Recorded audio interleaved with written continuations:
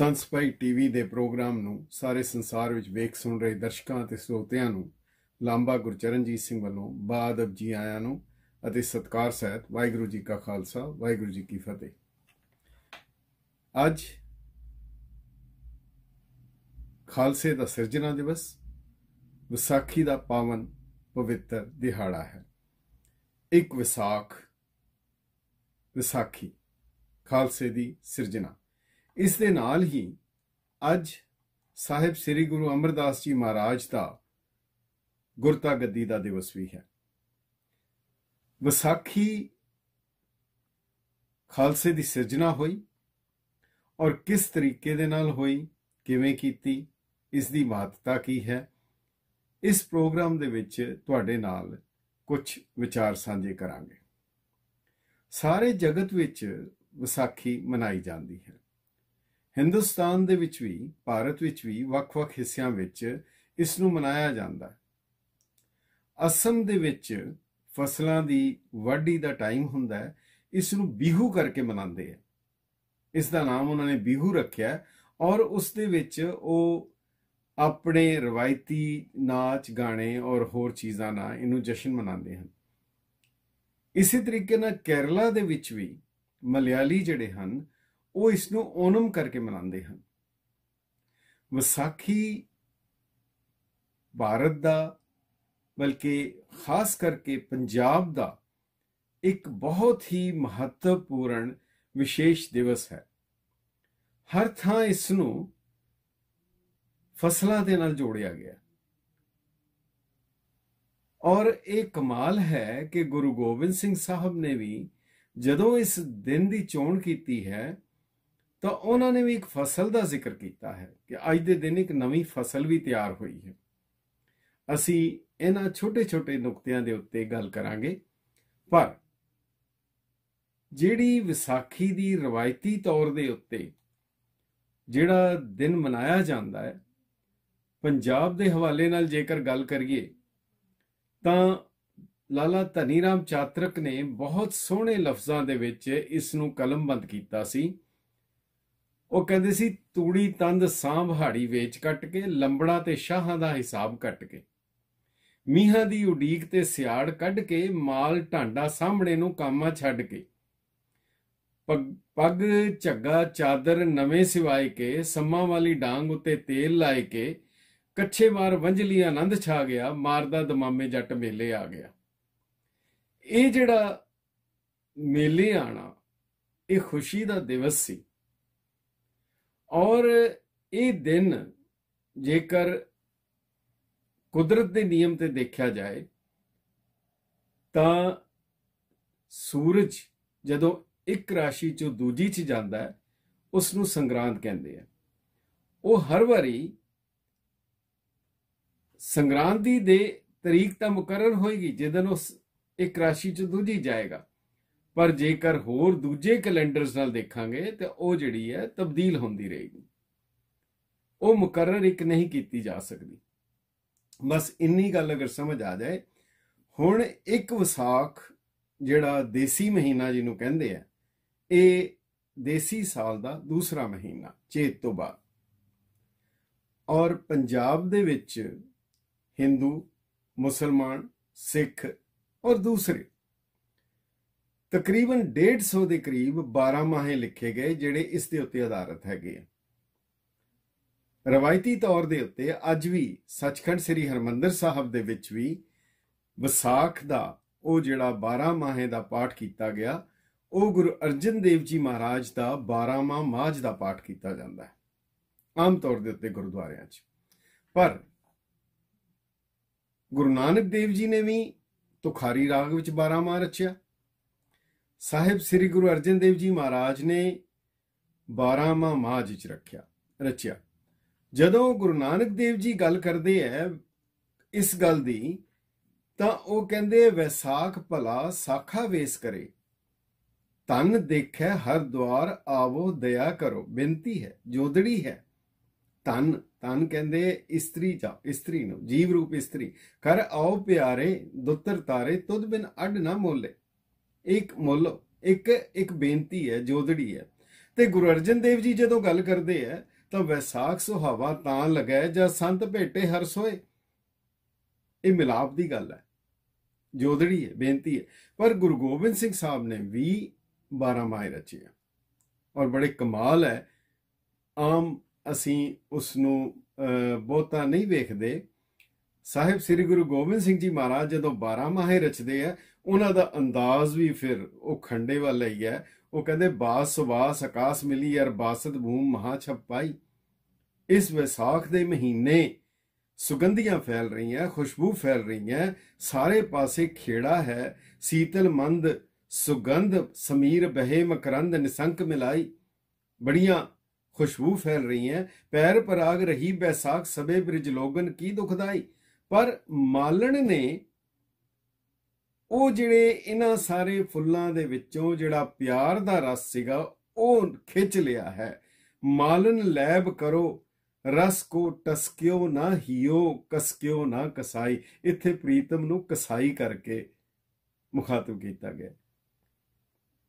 ਸੋ ਇਹ 3 12 ਮਾਹੇ, ਇਸ ਦੇ ਇਲਾਵਾ ਹੋਰ ਬੜੇ 12 ਮਾਹੇ ਹੈ ਜਿਹੜੇ ਕਿ ਪੰਜਾਬੀ ਸਾਹਿਤ ਦੇ ਵਿੱਚ ਹੈਗੇ। ਹੁਣ ਅਸੀਂ ਇੱਕ ਗੱਲ ਕਰਨੀ ਚਾਹਾਂਗੇ, ਜਿਹੜਾ ਅੱਜ ਦੇ ਦਿਨ 5 ਸਿਰ ਸਾਹਿਬ ਸ੍ਰੀ ਗੁਰੂ ਗੋਬਿੰਦ ਸਿੰਘ ਸਾਹਿਬ ਨੇ ਮੰਗੇ, ਉਹ ਕੀ ਚੀਜ਼ ਹੈ? ਉਹ ਜਿਹੜੀ ਚੀਜ਼ ਹੈਗੀ ਹੈ ਉਹ ਕਿਉਂ ਹੋਈ ਔਰ ਕਿਸ ਤਰ੍ਹਾਂ ਹੋਈ ਹੈ, ਇਹਦੇ ਬਾਰੇ ਇਹ ਬਹੁਤ ਜ਼ਰੂਰੀ ਮਤਲਬ ਹੈ, ਜਿਸ ਨੂੰ ਭਾਈ ਗੁਰਦਾਸ ਦੋਇਮ ਨੇ ਬਹੁਤ ਸੋਹਣਾ ਵਰਣਨ ਕੀਤਾ ਹੈ। ਹਰ ਸੱਚੇ ਤਖਤ ਰਚਾਇਆ ਸਤਸੰਗਤ ਮੇਲਾ, ਨਾਨਕ ਨਿਰਭਉ ਨਿਰੰਕਾਰ ਵਿੱਚ ਸਿੱਧਾ ਖੇਲਾ। ਗੁਰ ਸਿਮਰ ਮਨਾਈ ਕਾਲਕਾ ਖੰਡੇ ਕੀ ਵੇਲਾ, ਪੀਵੋ ਪਾਹੁਲ ਖੰਡ ਧਾਰ ਹੋਏ ਜਨਮ ਸੁਹੇਲਾ।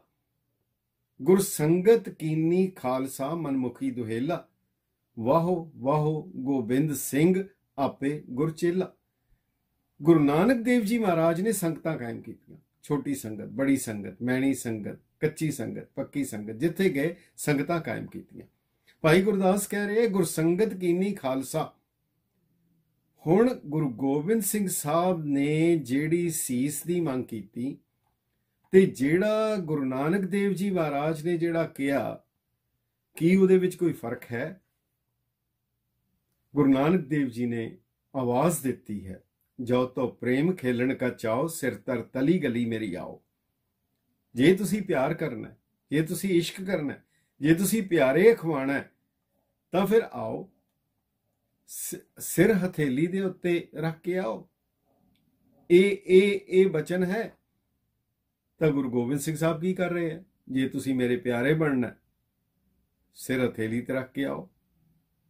ਪ੍ਰੋਫੈਸਰ ਪੂਰਨ ਸਿੰਘ ਬੜਾ ਪਿਆਰਾ ਕਹਿੰਦੇ ਹੈ, ਕਹਿੰਦੇ ਸੱਚੇ ਪਾਤਸ਼ਾਹ ਸਾਡੀ ਬੁੱਧੀ ਇੱਕ ਬੱਕਰੇ ਵਰਗੀ ਹੈ, ਤੇਰੇ ਹੱਥ ਵਿੱਚ ਨੰਗੀ ਤਲਵਾਰ ਦੇਖ ਕੇ ਕੀ ਸਾਡੀ ਸੁਧ-ਬੁੱਧ ਕਾਇਮ ਰਹਿ ਸਕਦੀ ਹੈ? ਕੀ ਅਸੀਂ ਸੁਧ-ਬੁੱਧ ਕਾਇਮ ਰੱਖ ਸਕਦੇ ਹਾਂ? ਪਰ ਜਦੋਂ ਡੂੰਗੀ ਨਜ਼ਰ ਨਾਲ ਦੇਖਿਆ ਤੇ ਜਿਹੜੀ ਗੱਲ ਗੁਰੂ ਨਾਨਕ ਦੇਵ ਜੀ ਨੇ ਕਹੀ ਕਿ ਜੋ ਤੋ ਪ੍ਰੇਮ ਖੇਲਣ ਕਾ ਚਾਓ ਸਿਰਦਰ ਤਲੀ ਗਲੀ ਮੇਰੀ ਆਓ, ਇਹਦਾ ਮਤਲਬ ਹੈ ਕਿ ਇਸ਼ਕ ਦੀ ਇੰਤਹਾ, ਜਦੋਂ ਆਸ਼ਿਕ ਤੇ ਮਾਸ਼ੂਕ ਇਕੱਠੇ ਮਰਨ ਲਈ ਤਿਆਰ ਹੋ ਜਾਣ, ਆਸ਼ਿਕ ਮਾਸ਼ੂਕ ਦੇ ਹੱਥੋਂ ਮਰਨ ਲਈ ਤਿਆਰ ਹੋ ਜਾਏ, ਉਹ ਫਿਰ ਇਸ਼ਕ ਦੀ ਇੰਤਹਾ ਹੈ। ਗੁਰੂ ਨਾਨਕ ਦੇਵ ਜੀ ਨੇ ਉਹੀ ਚੀਜ਼ ਕੀਤੀ, ਗੁਰੂ ਗੋਬਿੰਦ ਸਿੰਘ ਜੀ ਨੇ ਵੀ ਉਹੀ ਕੀਤੀ। ਪਰ ਇਹਦੀ ਥੋੜੀ ਜਿਹੀ ਬੈਕਗਰਾਉਂਡ, ਥੋੜਾ ਜਿਹਾ ਪਿਛੋਕੜ ਵੀ ਵੇਖਣਾ ਪਏਗਾ। ਗੁਰੂ ਤੇਗ ਬਹਾਦਰ ਜੀ ਮਹਾਰਾਜ ਦੀ ਹੁਣ ਸ਼ਤਾਬਦੀ ਆ ਰਹੀ ਹੈ, ਉਹਨਾਂ ਦੀ ਸਾਰੀ ਗੱਲਬਾਤ ਹੋਏਗੀ। ਗੁਰੂ ਤੇਗ ਬਹਾਦਰ ਸੀ ਕਿਰਿਆ ਕਰੀ ਨਾ ਕਿਨਹੂ ਆਨ। ਉਹਨਾਂ ਵਰਗੀ ਕੁਰਬਾਨੀ, ਉਹਨਾਂ ਵਰਗਾ ਜੀਵਨ, ਉਹਨਾਂ ਵਰਗਾ ਸੰਦੇਸ਼ ਬਿਲਕੁਲ ਸੰਸਾਰ ਦੇ ਵਿੱਚ ਅਦੁੱਤੀ ਹੈ। ਕਰੀ ਨਾ ਕਿਨਹੂ ਆਨ, ਇਹ ਹਜ਼ੂਰ ਦਾ ਹੁਕਮ ਹੈ। ਹੁਣ ਗੁਰੂ ਗੋਬਿੰਦ ਸਿੰਘ ਸਾਹਿਬ ਜੀ ਨੇ ਜਦੋਂ ਗੁਰੂ ਤੇਗ ਬਹਾਦਰ ਜੀ ਦੀ ਸ਼ਹਾਦਤ ਹੋ ਜਾਂਦੀ ਹੈ ਤਾਂ ਹਜ਼ੂਰ ਨੂੰ 9 ਸਾਲ ਦੀ ਅਵਸਥਾ ਹੈ, ਪਿਤਾ ਦੇ ਸਰੀਰ ਦੇ ਦਰਸ਼ਨ ਨਹੀਂ ਹੁੰਦੇ, ਖਾਲੀ ਸੀਸ ਦੇ ਦਰਸ਼ਨ ਹੁੰਦੇ ਹਨ। ਔਰ ਉਸ ਹਾਲਤ ਦੇ ਵਿੱਚ ਜਦੋਂ ਉਹਨਾਂ ਨੇ ਪੁੱਛਿਆ ਕਿ ਉੱਥੇ ਕਿਤਨੇ ਕੁ ਸਿੱਖ ਸਨ, ਜਿਨ੍ਹਾਂ ਨੇ ਖੁੱਲ ਕੇ ਉੱਥੇ ਆਵਾਜ਼ ਉਠਾਈ। ਤੇ ਭਾਈ ਸੰਤੋਖ ਸਿੰਘ ਜੀ ਕਹਿੰਦੇ ਆ ਕਿ ਕਿਸੇ ਨੇ ਆਵਾਜ਼ ਨਹੀਂ ਉਠਾਈ, ਮੁਨਕਰ ਹੋ ਗਏ। ਤਾਂ ਉਸ ਵੇਲੇ ਭਾਈ ਸੰਤੋਖ ਸਿੰਘ ਜੀ ਨੇ ਕਿਹਾ ਕਿ ਸ੍ਰੀ ਗੋਬਿੰਦ ਸਿੰਘ ਸੁਣ ਕਰ ਐਸੇ, ਗਰਜਤ ਬੋਲੇ ਜਲਧਰ ਜੈਸੇ। ਬੱਦਲਾਂ ਦੀ ਗਰਜਵੀਂ ਆਵਾਜ਼ ਵਿੱਚ ਬੋਲੇ, ਇਹ ਬਿਦ ਕੋ ਪੰਥ ਬਣਾਵੋ, ਸਗਲ ਜਗਤ में ਬਹੁ ਬਿਤਾਵੋ। लाखों जग के नरक थाए, तिन में मिले एक सिख जाए। सब में पृथक पछानियो, परे रले न कबहू कैसो करे। जे रलना चाहेगा नहीं रल सकेगा। उदा स्वरूप, उदा दीदार, गुफ्तार और किरदार बिल्कुल निरखण होएगा, विलक्षण होएगा और बिल्कुल वखरा होएगा।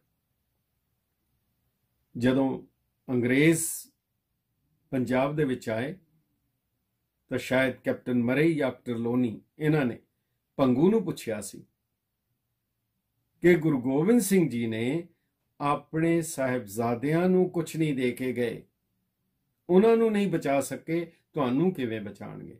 ਬਸ ਇਹ ਅੱਜ ਦਾ ਵਿਸਾਖੀ ਦਾ ਅਗਰ ਇਹ ਸੁਨੇਹਾ ਅਸੀਂ ਸਮਝ ਲਈਏ ਤਾਂ ਸ਼ਾਇਦ ਬਹੁਤ ਵੱਡੀ ਗੱਲ ਹੈ। ਉਸ ਵੇਲੇ ਸਰਦਾਰ ਭੰਗੂ, ਰਤਨ ਸਿੰਘ ਭੰਗੂ ਪੰਥ ਦੇ ਇਤਿਹਾਸਕਾਰ ਨੇ ਵਰਣਨ ਕੀਤਾ। ਭੰਗੂ ਕਹਿੰਦਾ ਸਾਹਿਬ ਬਹਾਦਰ, ਜਿਹੜਾ ਘਾਹ ਹੁੰਦੀ ਹੈ ਇਸ ਨੂੰ ਸਾਹਿਤ ਦੇ ਵਿੱਚ ਧਰਤੀ ਪੁੱਤਰ ਕਿਹਾ ਜਾਂਦਾ। ਇਹ ਆਪੇ ਉੱਗ ਪੈਂਦਾ, ਇਹਦੇ ਲਈ ਕੋਈ ਤਰੱਦਦ ਨਹੀਂ ਕਰਨਾ ਪੈਂਦਾ। ਸੋਹਣਾ ਲੱਗਦਾ, ਦੇਖਣ ਨੂੰ ਅੱਛਾ ਲੱਗਦਾ, ਸੁੰਦਰ ਹੁੰਦਾ, ਪਰ ਇਹ ਘਾਹ ਦੇ ਨਾਲ ਕਿਸੇ ਦਾ ਪੇਟ ਨਹੀਂ ਭਰਦਾ। ਹੁਣ ਜਿੱਥੇ ਫਸਲ ਉਗਾਣੀ ਹੈ ਉੱਥੇ ਘਾਹ ਨਹੀਂ ਉੱਗੇਗੀ, ਜਿੱਥੇ ਘਾਹ ਉੱਗੇਗੀ ਉੱਥੇ ਫਸਲ ਨਹੀਂ ਹੋਏਗੀ। ਦੋਨਾਂ 'ਚੋਂ ਇੱਕ ਚੀਜ਼ ਲੈਣੀ ਪਏਗੀ। ਰਤਨ ਸਿੰਘ ਭੰਗੂ ਕਹਿੰਦਾ ਉਸ ਅੰਗਰੇਜ਼ ਫਿਰੰਗੀਆਂ ਨੂੰ, ਕਹਿੰਦਾ ਗੁਰੂ ਗੋਬਿੰਦ ਸਿੰਘ ਸਾਹਿਬ ਨੇ ਆਪਣੀ ਸੰਤਾਨ ਜਿਹਨੂੰ ਧਰਤੀ ਪੁੱਤਰ ਕਿਹਾ ਹੈ, ਧਰਤੀ ਪੁੱਤਰ ਨਹੀਂ ਉੱਗਣ ਦਿੱਤਾ। ਅੱਜ ਦੇ ਦਿਨ ਗੁਰੂ ਗੋਬਿੰਦ ਸਿੰਘ ਜੀ ਨੇ ਖਾਲਸੇ ਦੀ ਫਸਲ ਤਿਆਰ ਕੀਤੀ ਹੈ। ਸਾਰਾ ਸੰਸਾਰ ਜਿੱਥੇ ਫਸਲਾਂ ਦੀ ਗੱਲ ਕਰਦਾ ਹੈ, ਜਿੱਥੇ ਬਿਹੂ ਦਾ ਤਿਉਹਾਰ ਮਨਾਇਆ ਜਾ ਰਿਹਾ ਹੈ, ਜਿੱਥੇ ਓਨਮ ਮਨਾਇਆ ਜਾ ਰਿਹਾ ਹੈ, ਉੱਥੇ ਖਾਲਸੇ ਦੀ ਫਸਲ ਦਾ ਦਿਨ ਜਿਹੜਾ ਮਨਾਇਆ ਜਾ ਰਿਹਾ, ਜਿਸ ਦੇ ਬਾਰੇ ਗੁਰੂ ਗੋਬਿੰਦ ਸਿੰਘ ਸਾਹਿਬ ਨੇ ਕਿਹਾ, ਵਾਅਦਾ ਹੈ ਪੰਥ ਖਾਲਸਾ ਖੇਤੀ ਮੇਰੀ, ਹਉ ਸੰਭਾਲ ਕਰੋ ਤਿਸ ਕੇਰੀ। ਇਹ ਪੰਥ ਖਾਲਸਾ ਮੇਰੀ ਖੇਤੀ ਹੈ। ਪਰ ਇਸ ਦੇ ਨਾਲ ਹਜ਼ੂਰ ਨੇ ਕੁਝ ਤਾੜਦਾਂ ਵੀ ਕੀਤੀਆਂ, ਕੁਝ ਰੋਕਾਂ ਵੀ ਲਗਾਈਆਂ, ਕੁਝ ਰਹਿਤਾਂ ਵੀ ਦਿੱਤੀਆਂ, ਕੁਝ ਕੁਰਹਿਤਾਂ ਵੀ ਦਿੱਤੀਆਂ।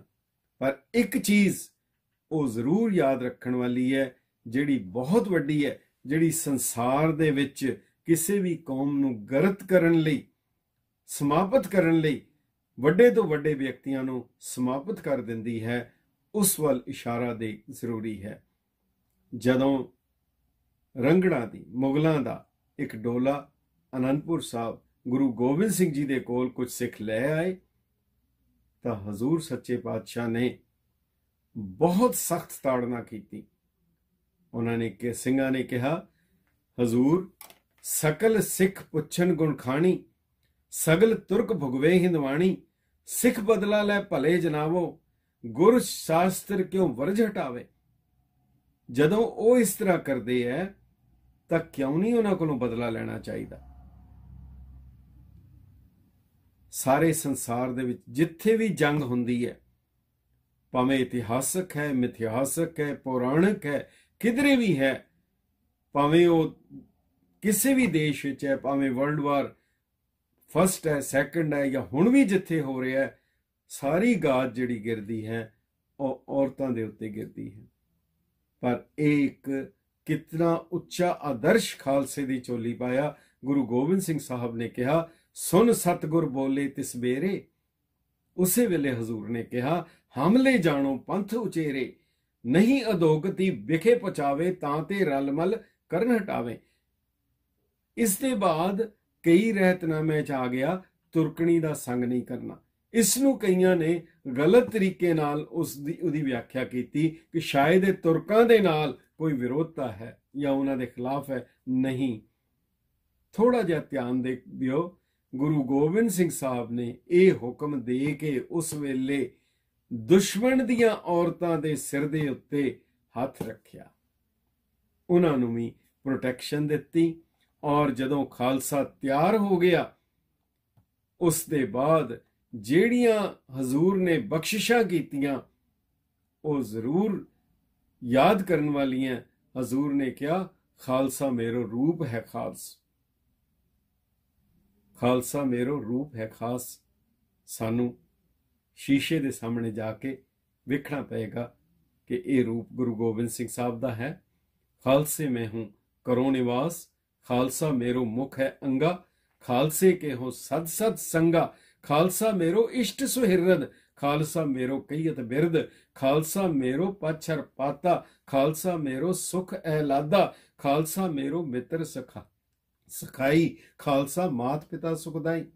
बोली जा रहे हैं, बोली जा रहे हैं, कितना कुछ करी जा रहे हैं, और बाद विच एक सौं चुक रहे हैं किधरे ये ना हो जाए कि भुलेखा पै जाए। हजूर कह रहे, या मैं रंच न मिथ्या पाखी, पार ब्रह्म गुरु नानक साखी। कहते कि मैं इहदे विच कोई अतकथनी नहीं है, मैं पार ब्रह्म और गुरु नानक देव जी महाराज नूं साखी जान के ये मैं गल कह रहा है, एक कविता नहीं है। पर नाल एक ताड़ना भी कर दी, जब लग कहता प्रगटियो खालसा परमात्म की मौज, परमात्मा मौज विच आया तो उसने खालसा बनाया। ये बहुत वड्डी गल है, जिहड़ी चीज़ मौज विच आके तैयार की जाए वो खुद भी विचित्र होएगी, उहदे एक्शन भी विचित्र होणगे, वो आम रलेगा भी नहीं। तो हजूर ने कहा, जब लग खालसा रहे न्यारा, तब लग तेज देओ मैं सारा, जब ये गहे विप्रन की रीत, मैं ना करो इनकी प्रतीत। अज एक बार फिर खालसे दी सिरजना दे उत्ते, सिरजना दिवस दे उत्ते, ये सिर्फ एक जान पछाण है, बाकी इहदे आयाम, इहदियां सारियां वखरे वखरे डायमेंशनस, पंथ दी तारीख, पंथ दा इतिहास, पंथ ने की कीता। ये पंथ ने ना केवल इंसानियत नूं जिंदा कीता, अणख नाल जीना, अणख नाल मरना सिखाया।